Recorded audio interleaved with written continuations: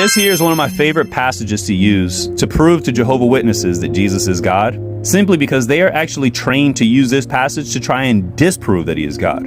But I want you to see how it backfires, and it's found in Matthew chapter 19. In Matthew 19, the rich young ruler comes to Jesus. Behold, one came and said unto him, Good master, what good thing shall I do that I may have eternal life? But notice what Jesus says. He goes along with this. He says unto him, Why callest thou me good?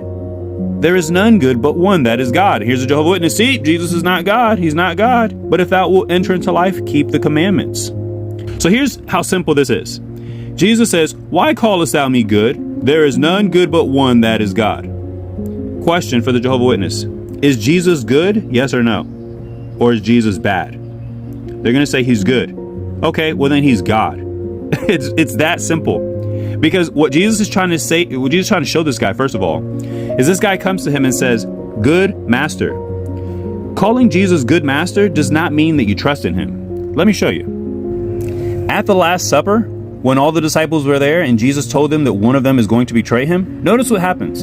It says, And they were exceeding sorrowful, and began everyone to say unto him, Lord, is it I? But notice what Judas says. Then Judas, which betrayed him, answered and said, Master, is it I? Judas never believed that Jesus was Lord.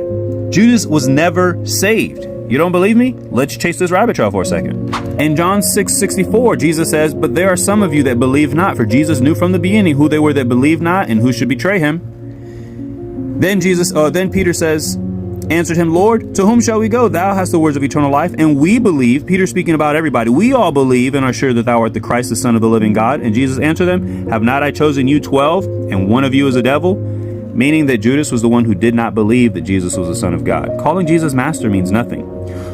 When this guy comes to Jesus calling him good master, he thinks that Jesus is a good man just like he is. And Jesus is trying to show him, hey, there's no one that's good except one that's God.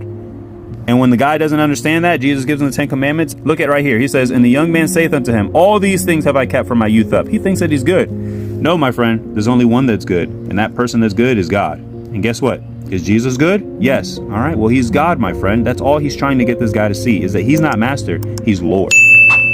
The harvest truly is plenteous, but the laborers are few.